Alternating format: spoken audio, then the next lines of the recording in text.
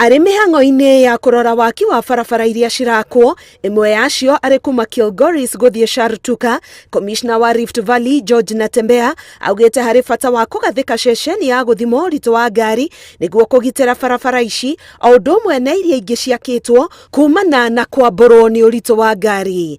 Kwa sasa bila kuwa na way bridges inakuwa ni ngumu sana, wanda kama tunapima na macho, so it's almost an emergency kuhakikisha kwamba hizo barabara zitaharibika, tukuwa na hiyo way bridge ambayo isaidia hata askari wakati wana enforce wanajua kwamba hii lori imepitisha uzani.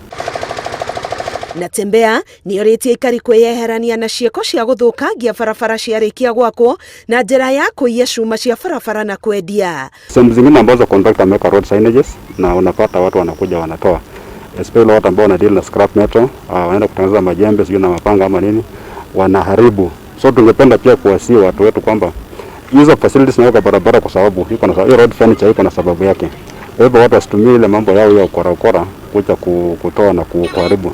Mũrũgamĩrĩri wa waki ũyũ Bahati Mũsindai onake nĩ anyitĩte mbaru waki wa ceceni ya gũthima ũritũ wa ngari makĩria nĩ ũndũ wa rori cia gũkua igwa iria maugĩte cibokeragwo na kũritũha makĩria.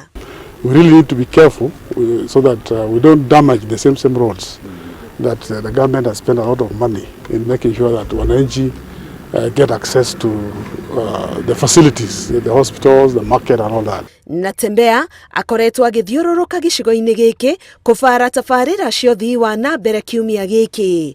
Ngĩribotera Inooro TV, ngetwo Karo Kenyugo Mwaũra.